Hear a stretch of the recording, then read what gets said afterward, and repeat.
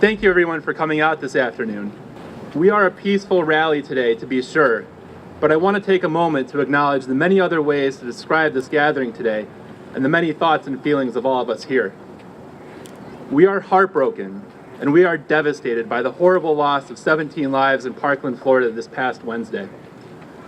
We are furious because of this and so many incidents like it in so many other schools in so many other cities throughout the United States, because these could have been prevented in so many ways.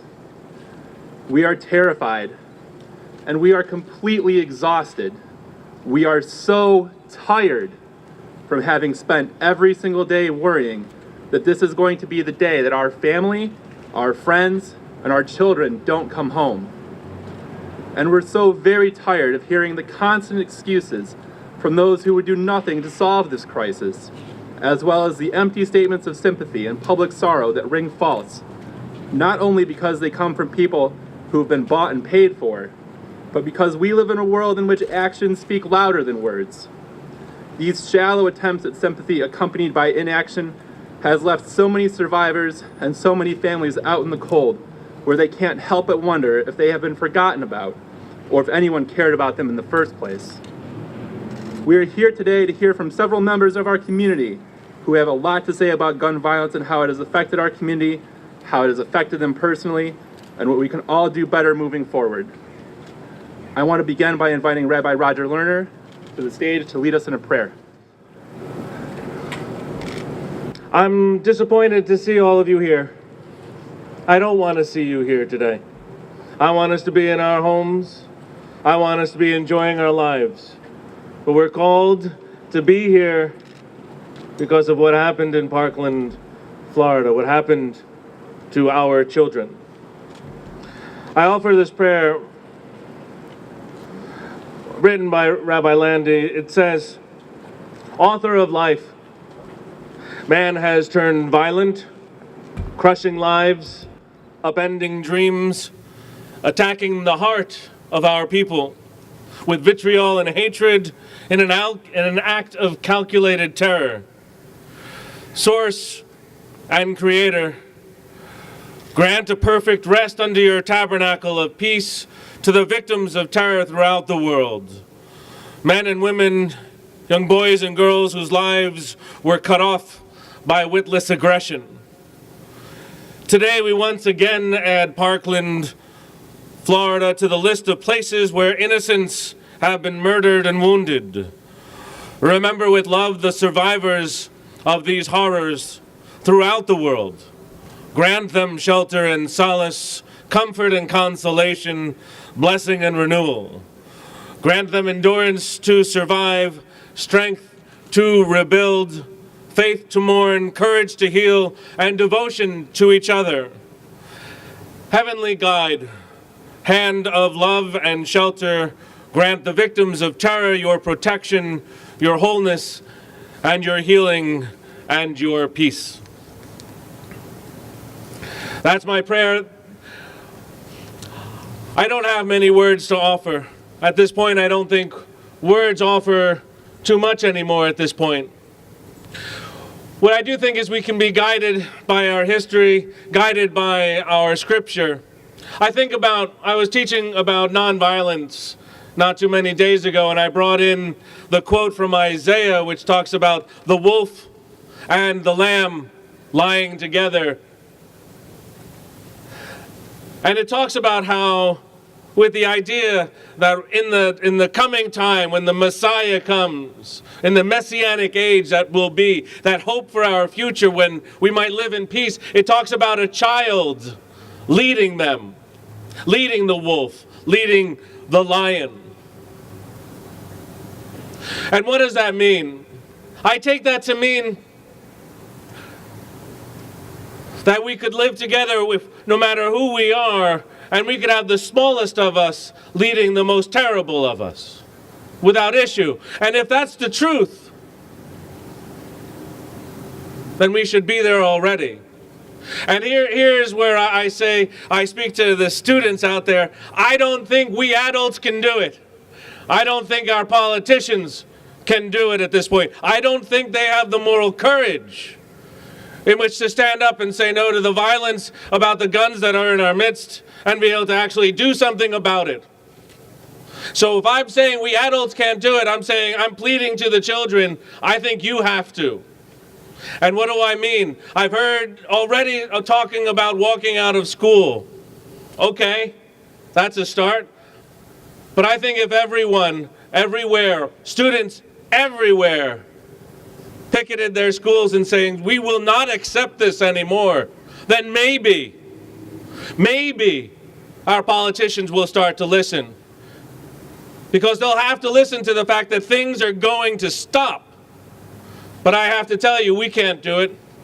I haven't seen the adults taking care of what they need to. But then again, I'm a father. My daughter tells me what to do all the time.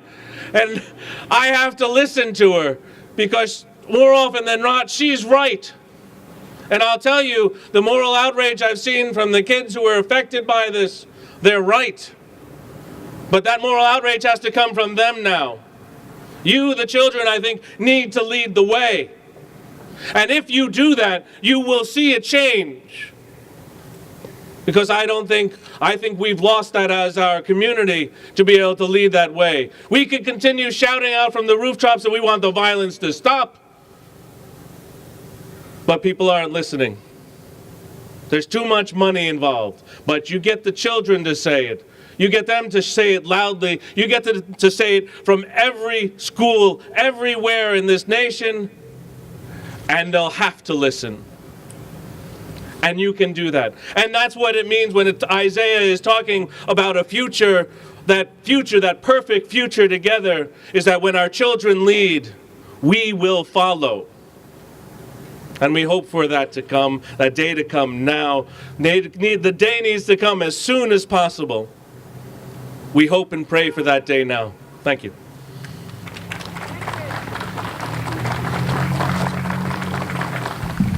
Good afternoon, everyone.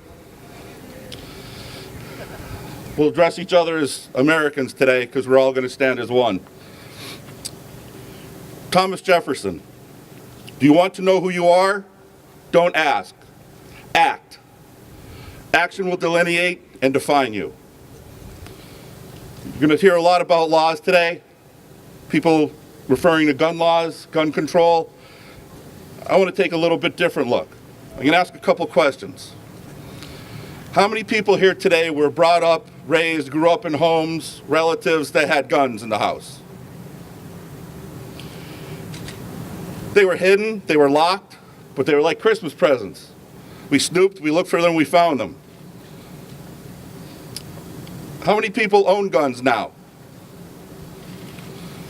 Of everybody that raised their hands, how many of you have gone out and shot 1, 2, 3, 10 people?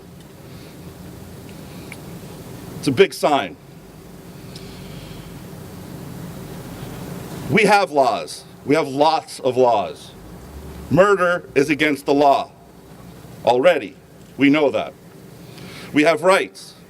We're exhibiting one of them right now. Right to bear arms. Second one. Since the beginning of the country. What we need to do is return to simpler times. Simpler ideas and actions that work. We need to return to our responsibilities and the idea that we are all one family. And we need to display the courage to do this and to show everyone else.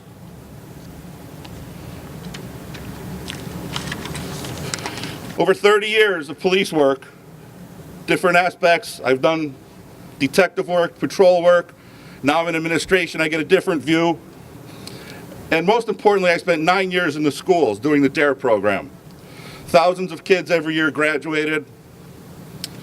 I witnessed the deterioration of society, specifically the family structure. Mostly due to all of us shirking our responsibilities to ourselves and our fellow citizens.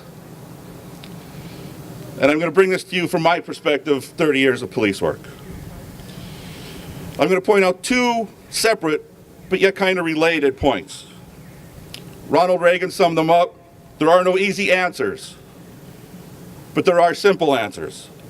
We must have the courage to do what we know is morally right. The first involves our most valuable commodity, our children. At one time, every child was a parent's child. Every student I had in DARE was, and still is, considered by me, my kid. Now we look at other kids on the side of the street as we're driving. And we drive past, we look at them, we keep on driving. And we think, where are their parents? Are you the parents that they're wondering about? Yes, you are, because we're all their parents. Most of us lived in fear of the wrath of our parents. Father's belt, mother's wooden spoon. My mother had deadly aim with a shoe. I have bruises. Now, the police department, we routinely respond to calls for parents that can't control their 8-year-old. Can't control their 8-year-old. We've gone so far we glorify the gangster life. Snitches get stitches. Electronics have taken over our lives. Nobody knows how to talk to each other. Play video games. You get points for shooting people, running people over, beating people. Beating up prostitutes, stealing their money gets you extra points in the game. But then your character gets killed. So what do kids learn? It's easy. Hit the reset button. There's no consequences. These ideas transfer in their kids' minds to real life. There are no consequences for their actions. Human life becomes worthless and rebootable to them. Life has no reset button. Consequences are real. We say our children need to be individuals. They need to express themselves, to say what they want, dress like they want, do what they want. Wrong. They need to be kids. They need to play. They need to grow. They need to learn. They need to learn how to be a good person, how to trust themselves, and how and who to trust when it's another person. Adults wish to be kids again. We have to stop rushing the kids to be adults. We need to return to basic responsibilities of parents. Our children do not need friends. They need parents. They do not need to be locked in their rooms for privacy. They don't need private passwords for their phone and their computer. It's not their room. It's not their phone. It's not their computer. It's yours. Go through everything: closets, dressers, pockets, wallets, purses, book bags, computers, everything. It's yours. It's our job to protect them and stop them before they get on the wrong path.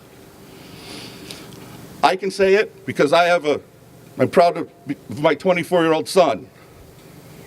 He has now hated me for 23 years. He graduated college. He's heading to King's for a master's program. When he finishes that, then we can be friends. Until he finishes, he's my kid. Be examples of responsibility. Be a parent to all the kids. Now, the second part, there's two phrases from the police perspective that are damaging society.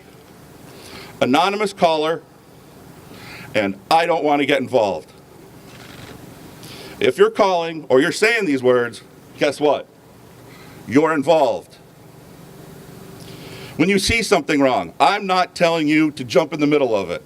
If you're trained, you know what you're doing, you're confident, and you feel like you can stop it, or if it's a situation where you have no choice, you do what you have to do.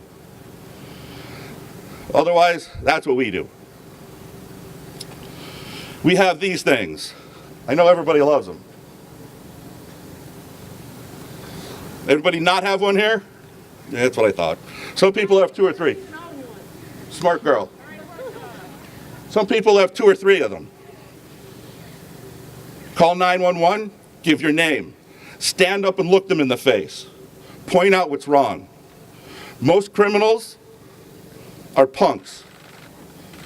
It's like turning on a light to a cockroach. They're going to run when somebody faces them. This country was built on standing up and facing the wrong. Remember, when you see something, somebody doing something potentially wrong or doing something wrong, the next person they do it to could be you, a loved one, a neighbor, or a friend. Who's going to be responsible for the next victim? Do not remain silent. If you see something that makes the hair on the back of your neck stand up, there's a reason for it. Lethal assault rifles make the hair on the back of my neck stand up. Yeah. Me too. You're blaming the victims and innocent. Thank you very much for your point of view. We don't need that, thank you. Everybody's here to express their opinion. We could do it calmly, and we could do it politely. But thank you anyway.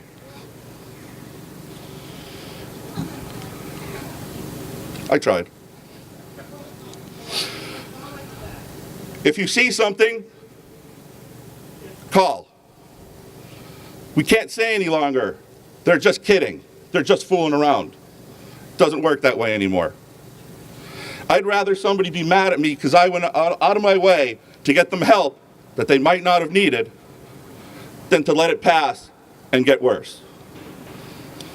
It's every American's chance to be like the military heroes of the past, the present, and the future.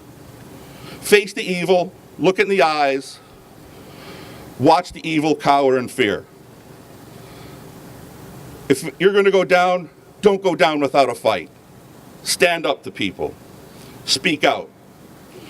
When I was doing the DARE program, one of the most important things that I tried to get through to kids: what is the most important piece of equipment to police? It's not the gun, it's not the radio, it's not the cruiser.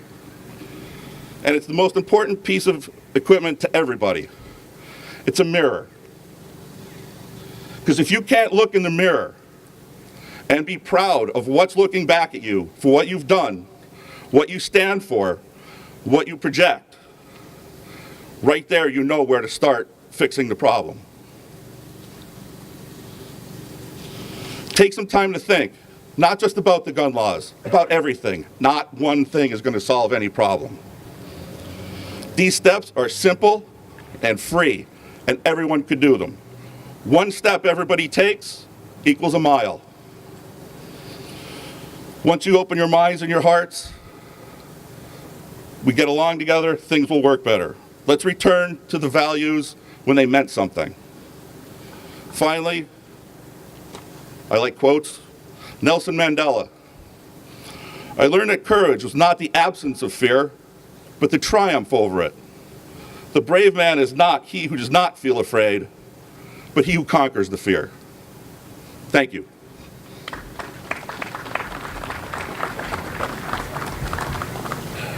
We are lucky enough today to have several members of the community whose lives have been affected personally by gun violence who have volunteered to speak today. So I would like to invite Martha Hart up to the stage. Hi, my name is Martha Hart, and I came here today because for me, this is very personal.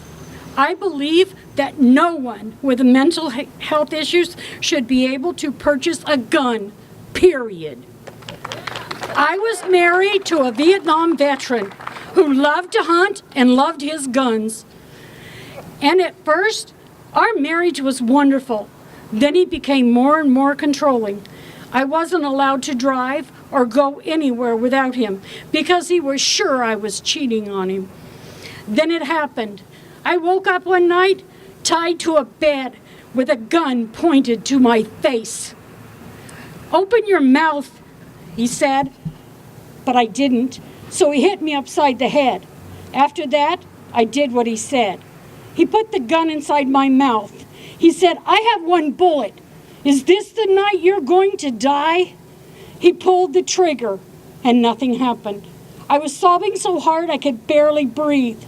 He said, "Now you remember, you are mine, and I will make sure that no one else ever has you but me."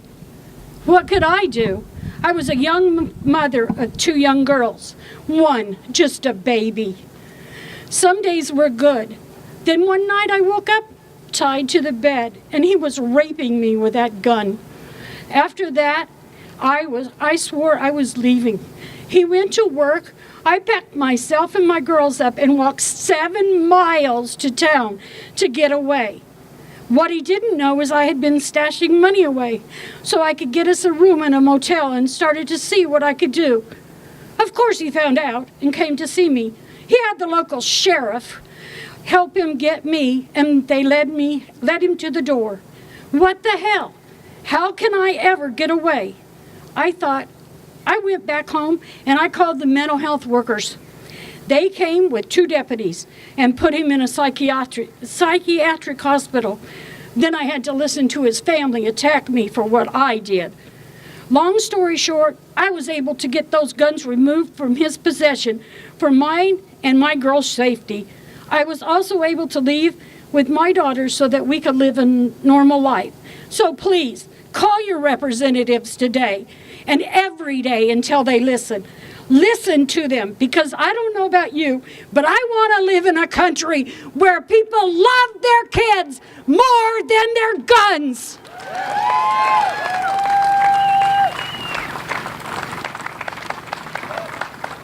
For those of you who haven't had the opportunity to get to know Martha, she is an incredible woman, and I would strongly, strongly urge you to spend some time with her. It's a hard one to follow. Olanda Carter, are you here? Yes, she is. Here she comes. Good afternoon, everyone. My name is Olanda Carter, and I stand here the mother of Tajik Seward, who was gunned down in Wilkes Barre City in 2018.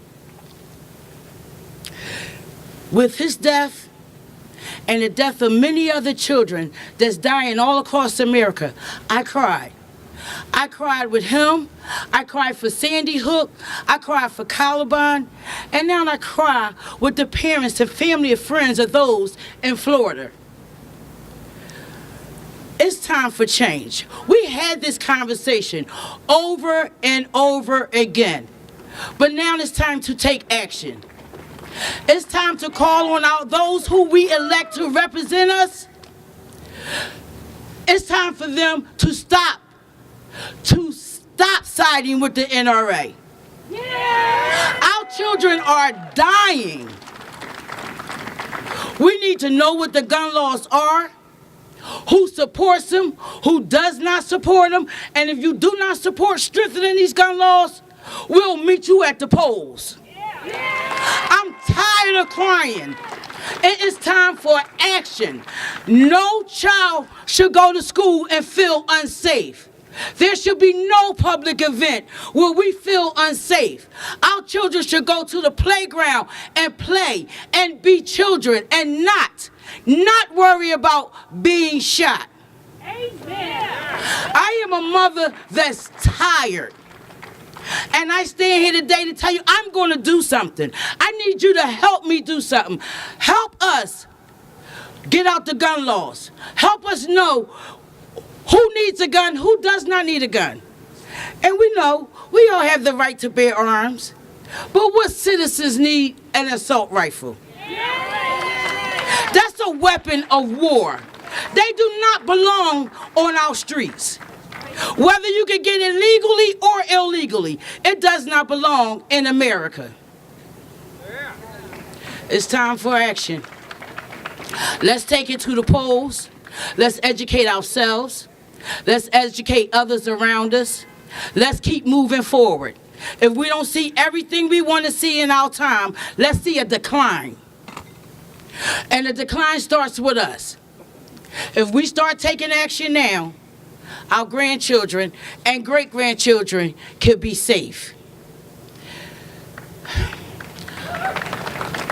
I'm asking schools, churches, hospitals, community centers, open your doors, not just to have conversations, but to educate, to push forward the agenda of removing the guns off our streets.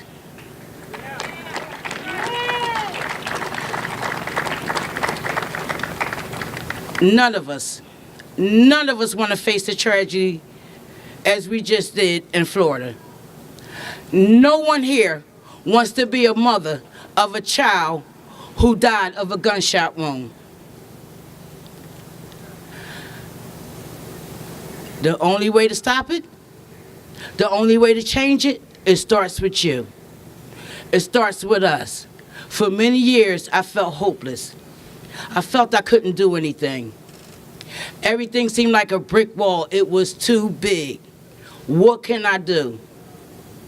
I can educate myself and educate others around me. I can go to the NRA. I can go to those representatives whom we elected that rallies with the NRA, and so if they don't make a change, we will. There's no longer a brick wall. I'm wiping my tears, and I'm taking my tears to the elected officials. I'm holding communities responsible. I'm holding parents responsible. It's time to make a change. And let this not just be a rally where we talk, a meeting where we just meet. Let's take this forward. Go home, educate each other, educate someone around us. Demand change in our neighborhoods. Demand change in America. That's the only way we do it. Thank you so much.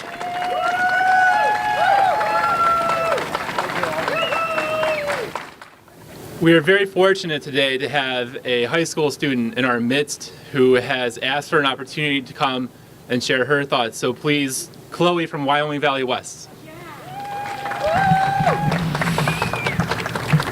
Hi, I'm Chloe Portman, and I'm a student at Wyoming Valley West High School. I'm here to talk about how gun control would make me, as well as other students, feel safer in school. I'd like to start off by including that before I was even presented with this opportunity, several of my friends mentioned to me and their families how scared they were to go to school. This may not seem like a reality to any of us, and it may never, why someone should have access to such weapons or could be so cruel as to take many innocent lives. When I think of the innocent lives of the many teens and children who have been victim to school shootings, I think of their families. I think of their parents picking out special names for them, and I think of their moms and dads taking them to their dentist appointments and putting them on the school bus for the first days of school and watching them grow up. All for it to be taken by a sick person who somehow had access to military-grade weapons.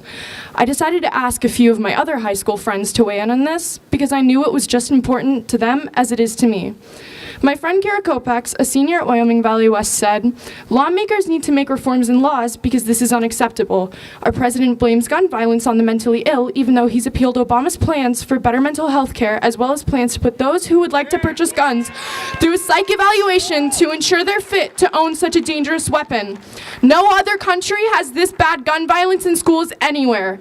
America makes up 5% of the world's population, but makes up 31% of the world's mass shootings. No one should ever have to fear for their lives, especially just going to school. And though in a 5-minute speech, I can't combat all the ridiculous counter-arguments that have surfaced on the media, but I'd like to bring up just a few. There's a lot of people out there who think guns don't kill people kill people, and I agree. People do kill people with guns. And as the Second Amendment of the United States Constitution reads, a well-regulated militia being necessary to the security of a free state, the right of the people to keep and bear arms shall not be infringed. Has anyone ever considered that this was written in the 1700s before automatic military assault rifles even existed? The AR-15, the gun used at a Las Vegas concert, an Orlando nightclub, an elementary school in Connecticut, and now a high school in Parkland, Florida, was created in 1963, almost 200 years after the Second Amendment was written. We're losing innocent lives to people because of some law a couple of old dudes made in the 1700s. If this is what makes America great, I can no longer be proud of my country. Gun violence is out of control, and my classmates and I, as well as so many other Americans, shouldn't be nervous just to go out and get an education. And to those who say the laws won't do anything, people will find a way around it. I can't buy a Kinder Egg at Walmart. You know those little chocolates with the candies inside of them? The little toys? Yeah. They're illegal in our country because children were suffocating on the toys and the chocolate, which makes sense, right? People were like choking and suffocating because of the chocolate. But to those saying that we'll be able to get access to guns, I just want to say, where's my Kinder Egg? And we should be making it harder to get access to guns. We should be trying to make our schools safer. How can we be children if we're afraid to go to our school because we don't know if we're going to get shot dead that day? My generation is the generation that has been scarred from school gun violence the most, and we will be voting sooner than politicians may be ready for. And like Miss Carter said, we will see you at the polls. And that's all I have to say. Thank you.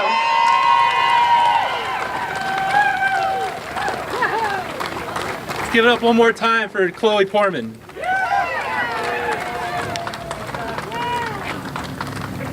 I would like to invite Rod Haruda from the MLK Junior Pastoral Outreach Center to the stage. Rod, if you're here.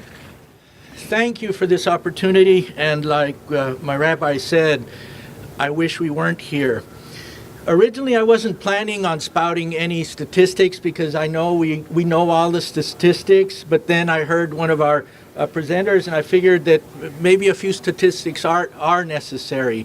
On the way here, I was listening to a podcast, and I wish I'd gotten the gentleman's name. He is a local gentleman, and hopefully some of you know him. He's a union organizer. And he mentioned that the young 19-year-old that committed this atrocity couldn't even buy a beer because beers are well regulated. Couldn't smoke pot because pot is regulated. But what could he buy? And what kind of a gun? An assault rifle. A machine that was made for one purpose only, to end life. One of the other points that he pointed out is that this young man did not act alone. He did have accomplices.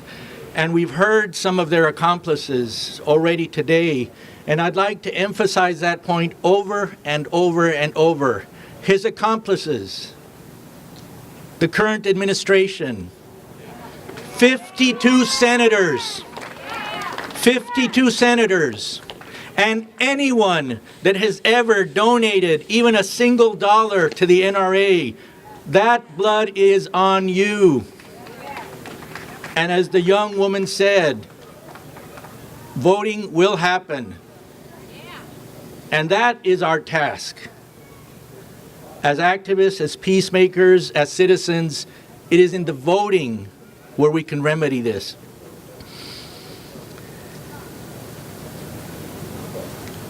In the crowd, I've heard a little bit of murmuring about gun laws don't work. You know, if we have more gun laws, then only criminals will have guns. Can't the same thing be said? Can't the same thing be said about drunk drivers? Why have drunk driving laws if only criminals that drink and drive will do so? Wife abusers, why have laws about that? Why have laws about robbery? Why have laws?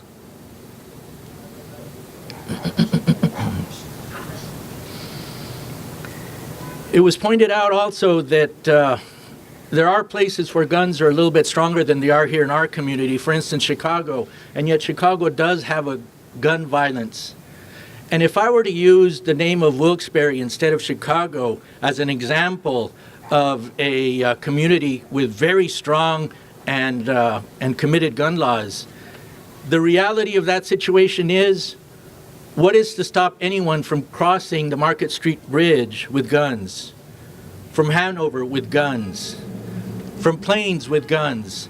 The reality is, it's not about eliminating gun laws or stronger gun laws within the city. What we, the voters, have to call for is a nationwide blanket to be truly effective.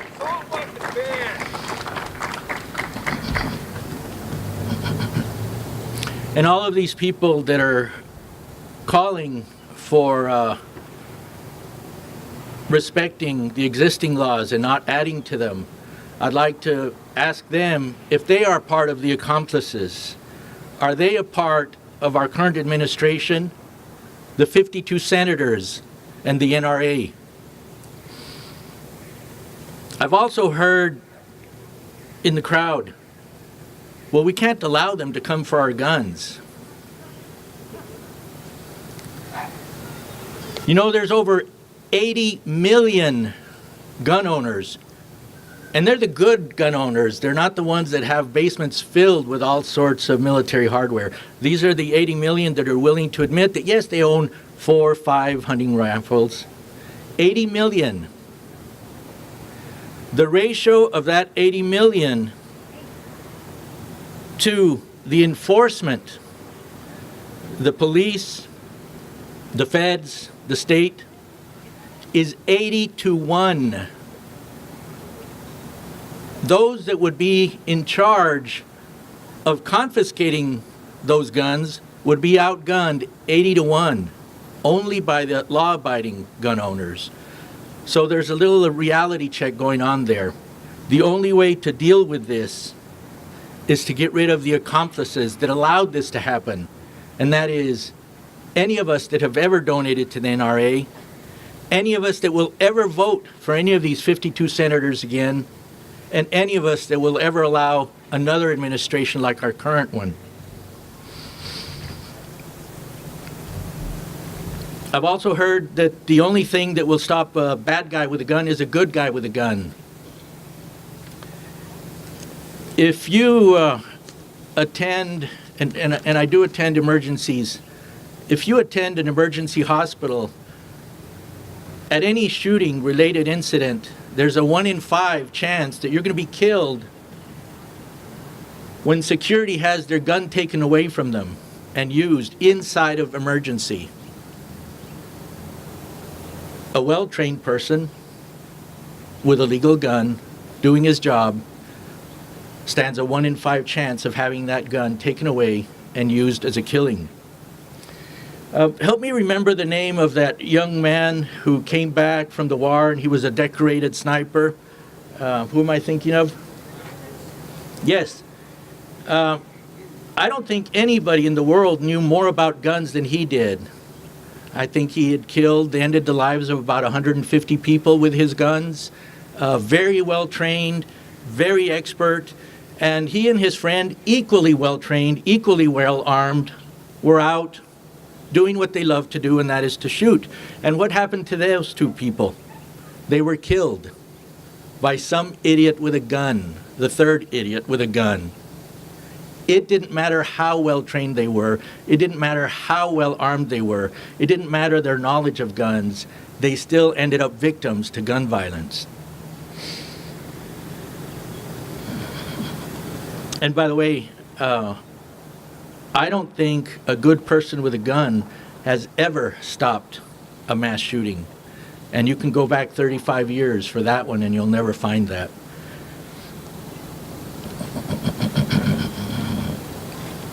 I'm going to ask all of you then to commit with all your passion and with all your heart to ending the 3 accomplices.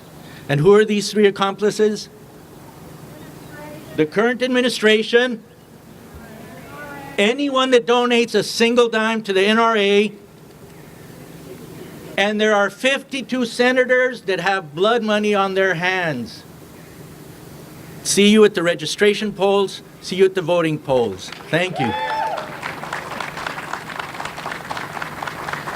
By the way, welcome to the lives of Black Lives Matter movement. That's something that we need to keep in mind today. This is their everyday reality.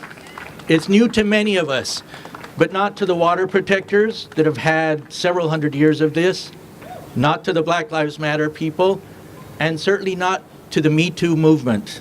Keep them in your prayers too. Thank you, Rod.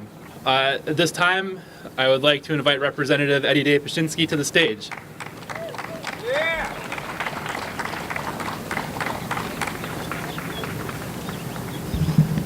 Thank you very much.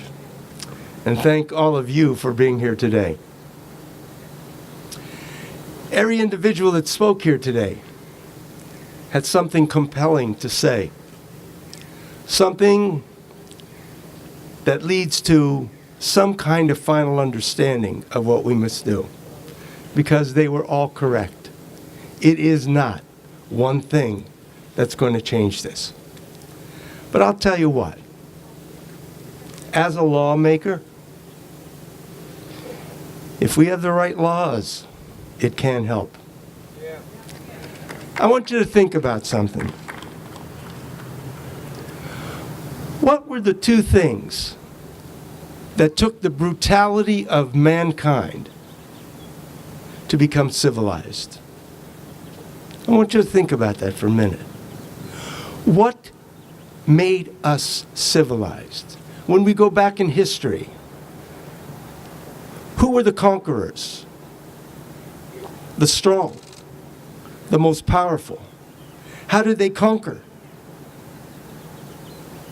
They just beat up the weak. They took whatever they wanted because they had more people, more warriors, more swords. They took it. They killed because they wanted the power. What changed that? There were two things that made us civilized. One was religion. Religion brought us together to understand we only have one life. One life. We're all human beings. Eternal damnation. 10 Commandments. All of those things said treat each other with respect. Treat each other like you want to be treated. And also the fear of damnation. What was the other thing that helped us become civilized so we could be right here today? So that we could share our thoughts? Law. We are ruled by law and justice.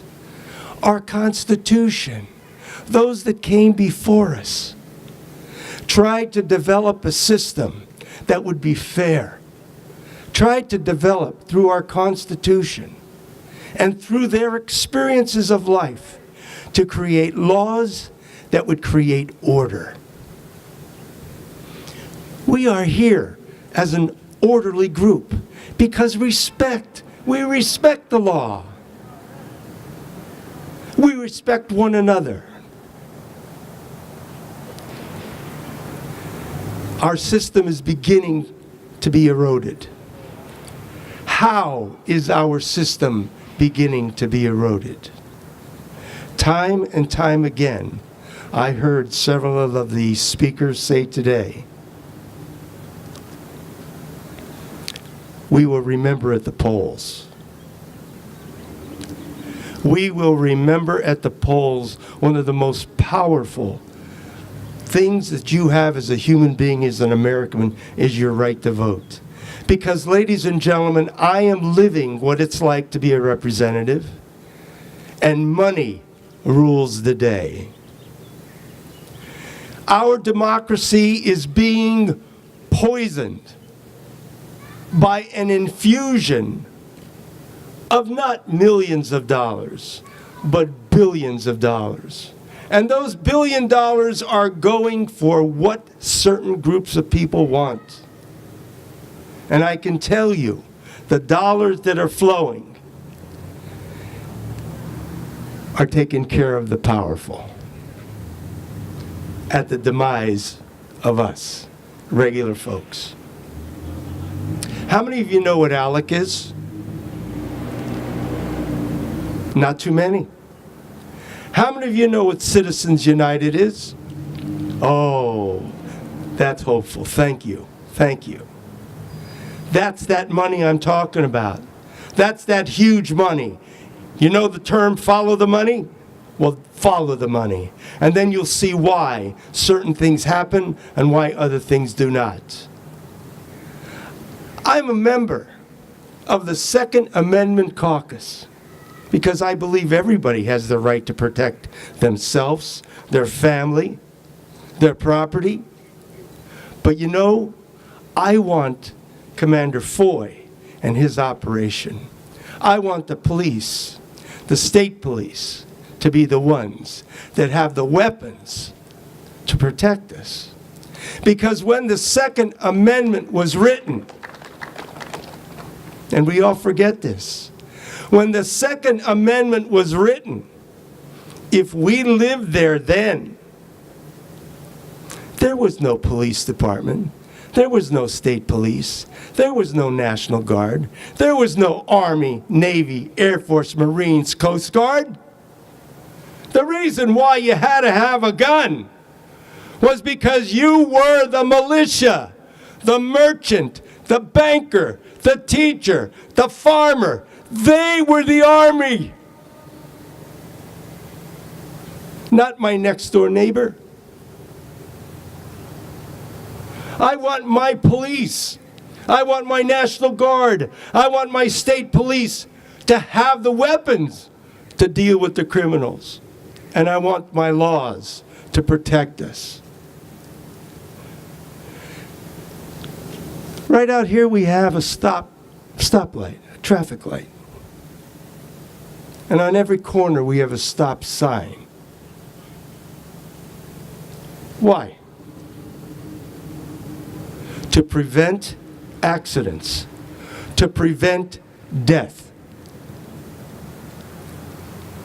Is it perfect? No. Guess what? In life, nothing is perfect. But it is our responsibility to do everything we can to find ways to prevent that incredible tragedy that just occurred. 17 young kids. 17. Innocent. How devastating. I can feel it. I think of my own children, my own grandkids, going to school to learn. And that incredible thing happened.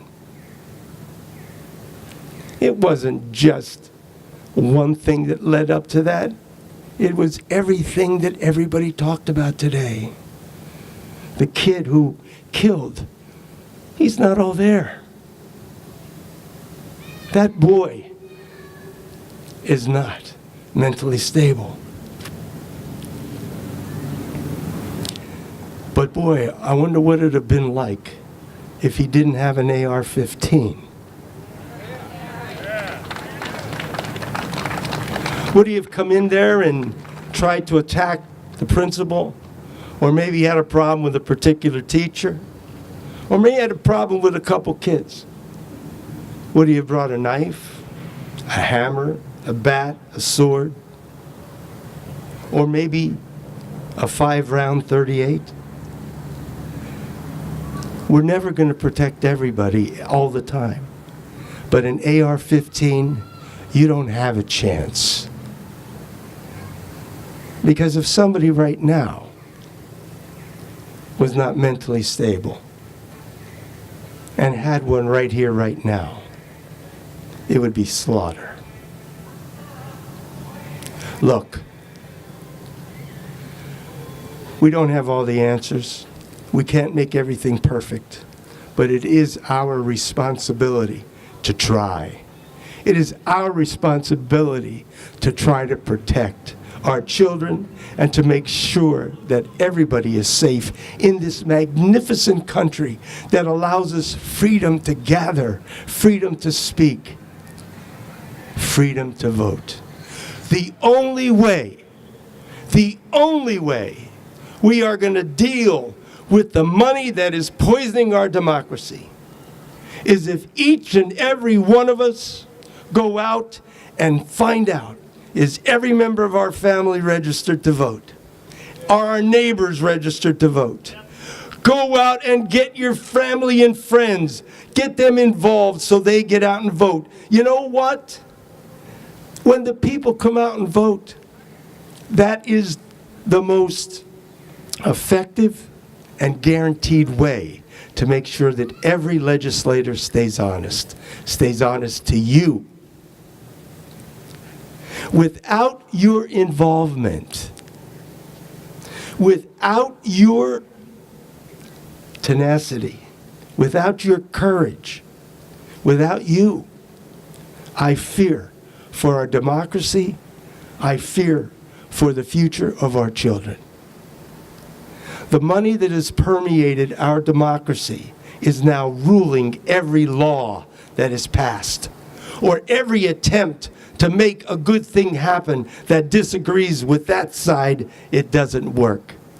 You have extremists that are now in the legislature, not just in Pennsylvania, in every state. And you have extremists on the federal level. And those extremists are the ones that have taken over. People are upset at government. You should be, because things aren't happening. But you should watch and see who those extremists are. It's not everybody. And I'm going to tell you something. There are great and dedicated legislators on both sides of the aisle that want to do the right thing, but can't because of the money, because of the minority. The majority rules the agenda. The majority decides how many people are members of the committee. The majority decides what laws will be brought up for a vote. The majority decides. Remember I told you about ALEC, Citizens United? The money has permeated our system. And that's because not enough people vote. How many people stayed home? Over 40 million. We're losing sight of our democracy. We can turn this around. We can make the improvements. I am so overjoyed to see you here today. And we may not all agree on everything, but I want you just to keep this in mind. We are all Americans. The last thing we want to do is be divided. We are being divided by issue after issue after issue. Second Amendment rights, abortion, multicultural issues, women's issues, LGBT community issues. Listen, healthcare was my big one. Don't allow those issues to blind you when it's time to make the change at the voting booth. Listen to the news. Get your information. I'm asking you to seek the truth. There's more good in this country than not. I believe you deserve the truth. Let the truth happen. Let that guide your decision when it comes time to vote. But if we stay home, the rich and the powerful will continue to run this country.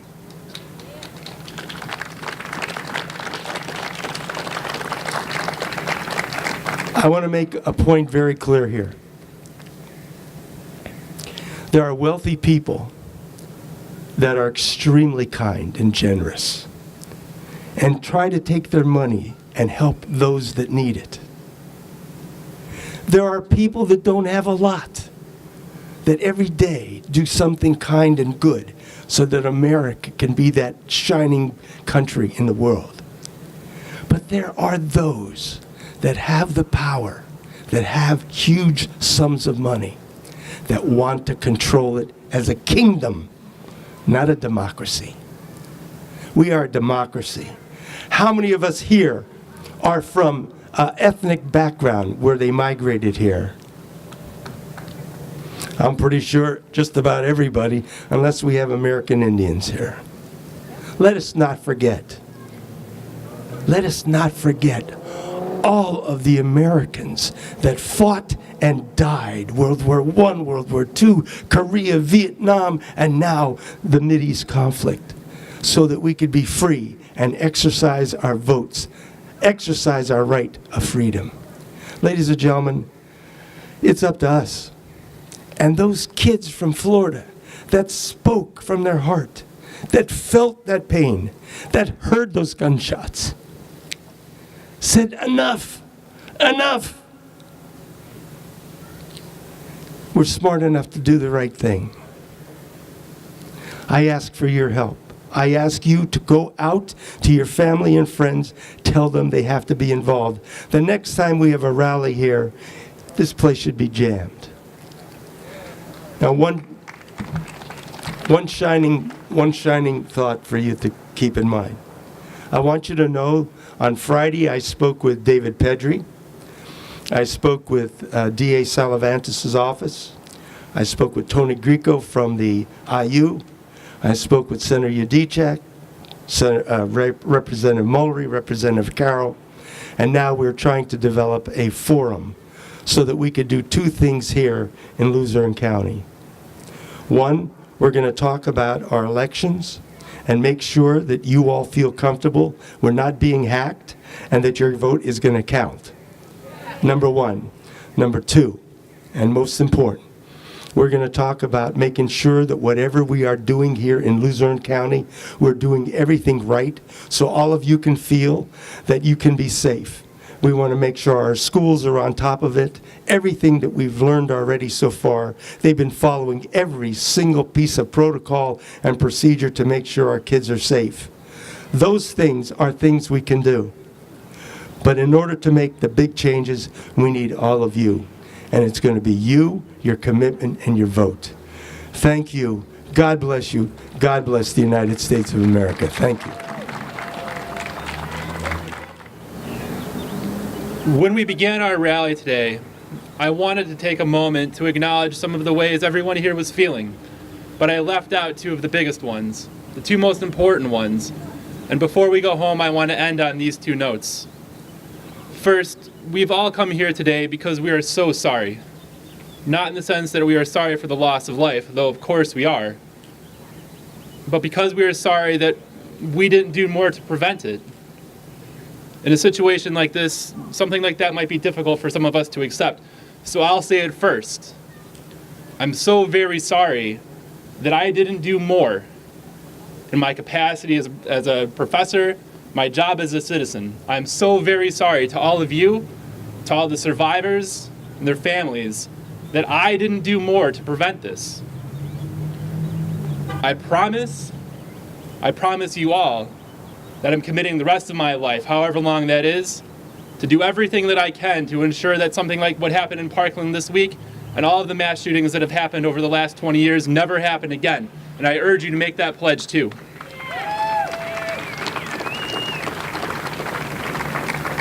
I am pledging my life to the health and wellness and safety of our community, and I urge you to do the same. We owe a sincere apology to so many families and survivors, and we have a lot of work to do to make right by them.